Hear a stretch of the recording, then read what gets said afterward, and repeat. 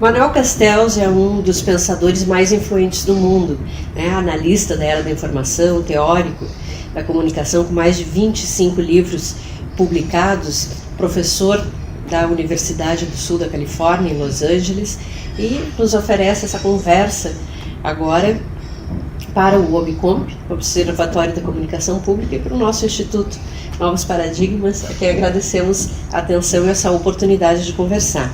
E um dos seus, do seu mais recente livro, lançamento, é este Ruptura, a crise da democracia liberal. E é com este assunto que a gente começa. Eu vou conduzir a entrevista em espanhol, porque faz afirmações muito fortes e uma análise do panorama preocupante e que determina, a necessidade de disputar essas narrativas, de disputar esse campo simbólico. Profesor, es un honor tenerlo estar aquí para hablar con usted. Y empiezo preguntando, usted afirma, tanto en el libro como en las entrevistas que ha dado, que 2/3 de la gente en el mundo no cree en sus representantes. O sea, el tema de la ruptura es que hay una separación entre representantes y representados, y por lo cual esta es la gran crisis, la más profunda crisis, porque la democracia como la conocemos, la democracia liberal, estaría muerta. Bueno, si muere... ¿Qué me hace pensar eso? Lo primero son datos, no es opinión. Es decir, este libro forma parte de mi nueva estrategia de publicación, que es un libro pequeño con una web enorme. Entonces, en el libro hay una referencia a la URL donde se encuentran los datos de todo lo que digo. Entonces, estos son datos de distintas fuentes, el World Economic Forum, las Naciones Unidas, el Eurobarómetro, el Latinobarómetro, el Instituto Pew de Estados Unidos, y todos coinciden. La media son 2/3 de los ciudadanos del mundo, pero luego con puntas. En Brasil más del 80%. Entonces, y esto, ya la situación era mala hace 20 años, 15 años, pero se ha ido deteriorando cada vez más. Bueno, entonces, la cuestión, se parte de esto, de que hay una crisis de legitimidad medible en términos de opiniones, de actitudes, de encuestas, de estudios, pero luego lo que hago es ver una serie de casos muy importantes en los que ya estamos hablando de observar comportamiento político. Sí. Para ver si las actitudes se relacionan con las prácticas políticas. Y esto explica Trump, uno de mis estudios, explica Brexit en Europa, explica por qué un neofascista como Salvini prácticamente gobierna Italia, explica la Europa del Orbán en Hungría, el presidente de Polonia en Polonia,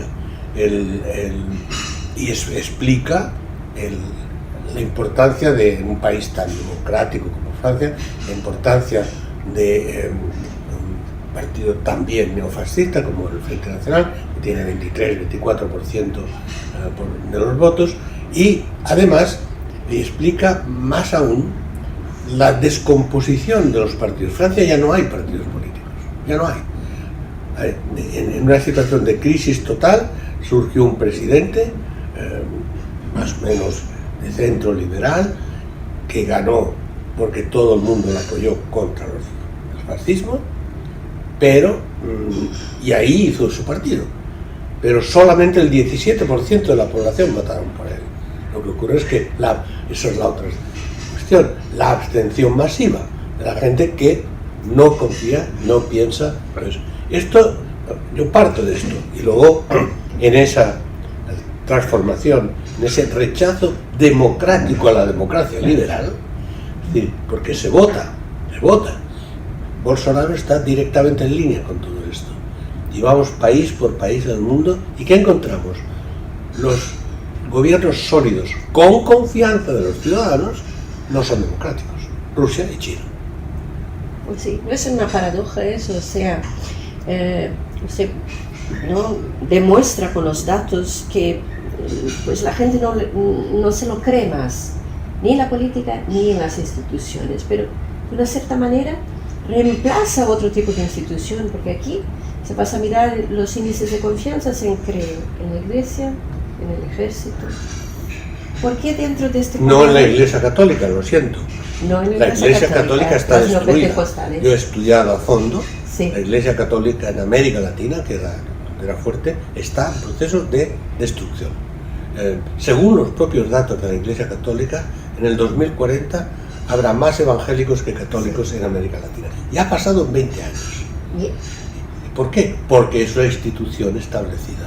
En cambio, no podemos decir que desaparezcan las iglesias, porque las iglesias evangélicas son más importantes que nunca, están subiendo cada día más en Brasil y en toda América Latina. Y son un factor decisivo en la política, pero porque son anti-establecimiento, anti-élites tradicionales. Bien. Entonces, ¿tiene ventaja quien se presenta como fuera de la política? Totalmente. Descolado de estas instituciones. Totalmente. Pero en general es gente que sí se presenta, pero con un discurso de derecha. ¿Con no es de derecha? ¿Una cosa más de fascismo o no? Sí. No, querida colega, no es un discurso de derechas, es un discurso contra las élites establecidas y tradicionales, contra los partidos tradicionales.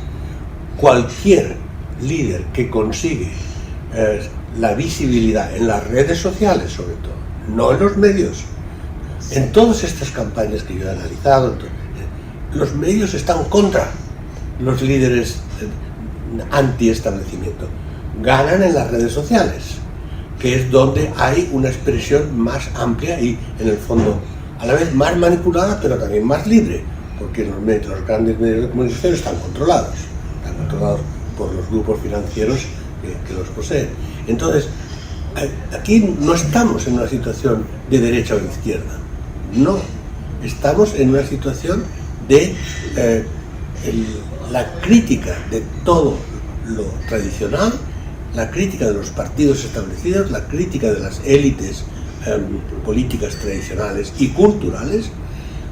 Lo que ocurre es que en casi todos los casos esta crítica contra el establishment está apoyada por los grupos económicos más importantes y más tradicionales, que han visto que el apoyar sistemas de democracia liberal tiene mucho peligro. En Brasil perdieron el poder durante muchos años, y lo mismo en Estados Unidos. Con Obama perdieron realmente la capacidad de control, y entonces hay lo que yo llamo una forma de dictadura sutil, que consiste en, a través de la manipulación de la información y a través de la crítica de todo lo que existía como democracia liberal, consiguen expresar el descontento de las personas con los políticos y con la política tradicional, aunque la paradoja, naturalmente, es que ellos se hacen políticos, entran en el gobierno. Esa es gran parte de la manipulación. Pero usted lo ha dicho muy bien, cualquier líder suficientemente apoyado y con suficiente carisma ideológico que moviliza contra los partidos tradicionales de derecha o de izquierda, gana. Un país tras otro, continuamente. Dentro de los síntomas que usted menciona sobre estas crisis, las varias crisis, dentro de esta gran crisis, ¿no?, más profunda, está el tema de esta galaxia de comunicación dominada por la mentira.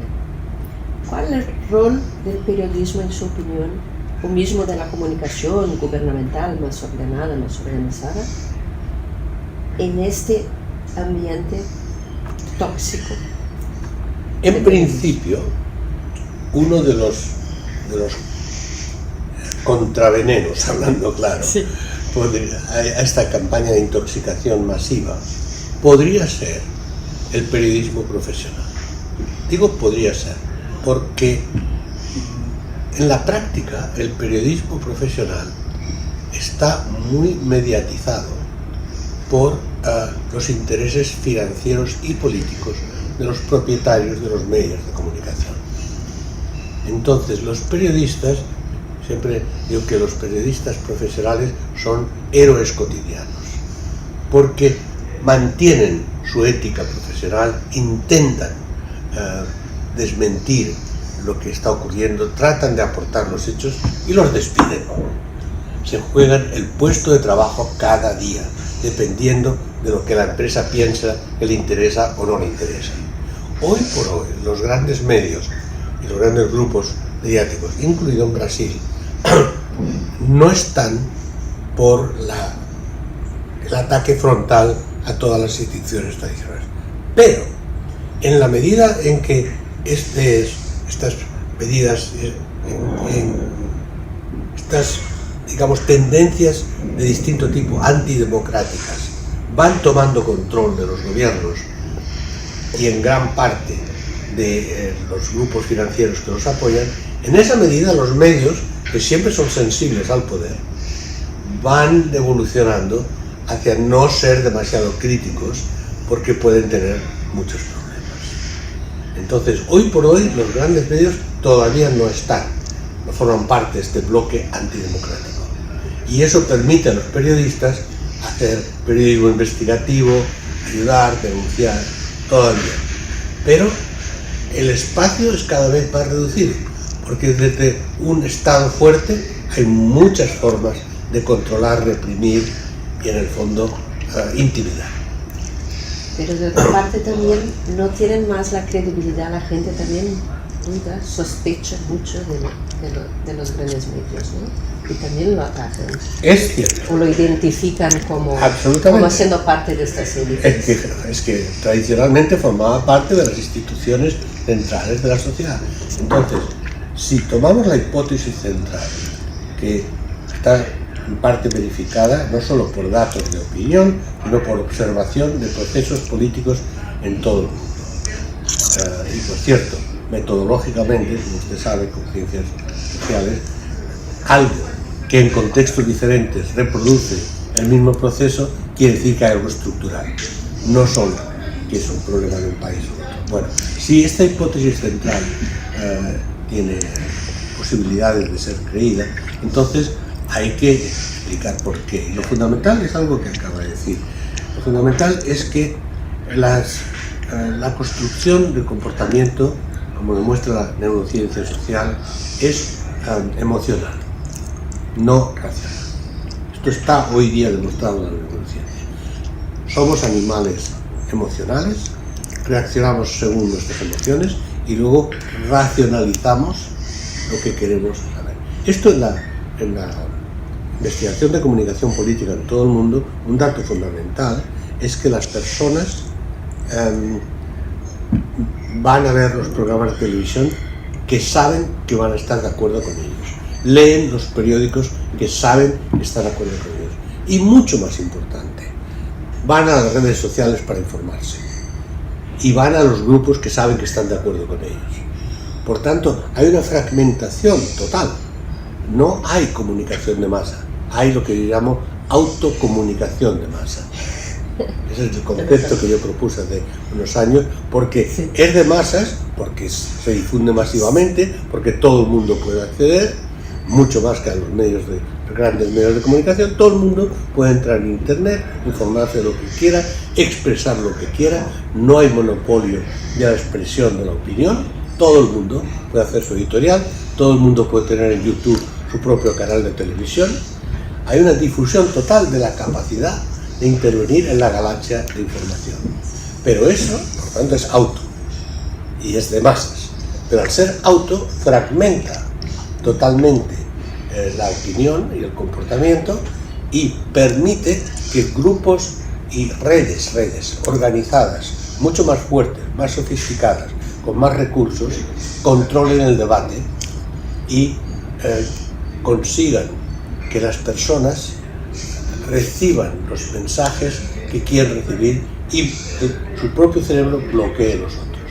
O sea, la manipulación no consiste en lavado de cerebro, consiste en activar ciertas imágenes y ciertas opiniones que todos llevamos dentro, pero que algunos controlamos con otro tipo de educación, de experiencia, de historia, y que cuando hay un sistema en el que todo vale, entonces puedes dudar de la ciencia, puedes pensar que las vacunas son nocivas, puedes pensar que por qué las mujeres van a tener derechos, históricamente no tenían, ¿por qué van a tener ahora? Puedes pensar que los animales son para que los matemos y los torturemos. Puedes pensar que la crisis climática es una invención ideológica de la izquierda. Puedes pensar lo que quieras porque hay todas las opiniones y todo lo que es ignorancia interesada se expresa con más fuerza y gran capacidad técnica de comunicación en el mundo galáctico, donde todo el mundo va a informarse, que ya no son los medios, los grandes medios de comunicación, que ahora son puramente entretenimiento. Son telenovelas, son programas de cine, de televisión, pero ya no son programas informativos creíbles, porque solo coincide con lo que las personas quieren saber del mundo a través de su propia opinión. ¿Y hay como disputarlo eso? Porque había toda una esperanza en Internet como algo virtuoso que pudiera ayudar a superar los déficits democráticos, elevar las voces periféricas que no tenían cómo expresarse. Y sigue siendo eso. Y sigue siendo, pero de una manera muy material se ve que el uso de las redes o de estas lógicas ayuda incluso a tornar más débiles las democracias, a atacarlas también. La democracia liberal. Otra la cosa, democracia liberal. Como la conocemos, el modelo histórico material que tenemos. La segunda cuestión es si hay, yo creo que hay posibilidades que irán surgiendo de manera extraña de reconstrucción de otras formas democráticas. Pero sí, lo que tú dices es absolutamente clave. Digamos que nos equivocamos, yo me incluyo, en una cuestión. Internet es claramente la tecnología de la autonomía y la libertad, y amplió absolutamente la capacidad de todos los humanos entenderse, organizarse, expresarse. Pero lo que no tuvimos en cuenta es que la libertad es libertad de expresarse, pero para todo el mundo, y que había y hay muchos humanos que no son favorables a los grandes valores universales, éticos, morales, democráticos, políticos, que muchos hemos defendido. Entonces, al abrir esa caja de Pandora de la libertad de todos a expresarse, ahí hay una contradicción entre libertad y democracia. Cuanto más libre la gente, cuanto menos constreñida está de las instituciones que se han negociado, que se han discutido, que se han sedimentado, es un océano infinito en el que todo vale y la capacidad de manipulación es la que gana, no la capacidad de un proceso democráticamente establecido, con todos los límites que sabemos de la democracia liberal. Pero es cierto que Internet en este momento es a la vez instrumento de libertad, de expresión de las minorías oprimidas, de expresión de los movimientos sociales, de los movimientos de mujeres. Es eso y es todo lo contrario. Y por ahora lo que estamos viendo es que todo lo contrario tiene más peso. Del punto de vista de la política, usted hace parte de un consejo del Instituto Nuevos Paradigmas, junto con otros intelectuales como Boaventura, de Sousa Santos, Pilar del Río, César Garzón. ¿Usted le parece que este tipo de organización, de movimiento, que no obedece a una lógica partidaria, sino que intenta buscar la reflexión y nuevos paradigmas, para la política y la democracia, es importante para hacer esa disputa? Esto es fundamental, absolutamente fundamental. Mire, lo que cambia el mundo son las ideas, siempre. En buen sentido y en mal sentido. Las ideas es el lugar, en el fondo del poder, porque el poder está en las mentes de las personas y las mentes de las personas pueden ser transformadas, desarrolladas, manipuladas en base a ideas. Entonces, está claro que los partidos tradicionales están quebrados, totalmente, en todas partes. Mire, en Europa prácticamente la gran socialdemocracia desapareció, salvo en Portugal y España. Y en España estuvo a punto de desaparecer hasta que Pedro Sánchez empezó a reconstruirla, pero la estaban liquidando. Suecia, quizá, pero en general la socialdemocracia, el gran actor político de las reformas sociales y políticas de Europa, ha desaparecido en gran parte. En Francia ya no hay, desde luego. Francia, el país de la República, de las libertades, de Italia, nada. Bueno, y luego, país por país, vemos, y en América Latina también, que los partidos tradicionales han colapsado sistemáticamente en todo el continente. Iríamos país por país y podríamos rápidamente ponernos de acuerdo. Bueno, algo pasa, algo estructural. Entonces, todo lo que sea intentar repensar, reconstruir desde una situación partidaria está condenado al fracaso, porque ni siquiera tiene credibilidad o legitimidad. Por tanto, por eso yo estoy apoyando al Instituto de Nuevos Paradigmas, porque tiene que ser desde un compromiso de cambio social y político con valores humanos universales, pero sin estar adscrito a ningún aparato partidario. Esto es absolutamente indispensable. La cuestión es entender y practicar que no basta con que encontremos análisis mejores, que hay que hacerlo, con que propongamos políticas más creativas, que se adapten a la sociedad actual, sino que seamos capaces, como Instituto de Nuevos Paradigmas, de intervenir eficazmente en la esfera de la comunicación. Y fundamentalmente pensar que los artículos, los grandes medios de comunicación o las buenas entrevistas o programas de televisión son muy secundarios. O aprendemos a difundir y a debatir las ideas en las redes sociales o estamos perdidos. Porque en el siglo XXI y hacia el futuro es las redes sociales que irán cambiando y evolucionando y complejizándose, son la esfera de la comunicación. Y luego hay grandes medios para el entretenimiento. Entonces, no basta con pensar, no basta con elaborar, sino hay que ser capaces de comunicar. Y por tanto la comunicación es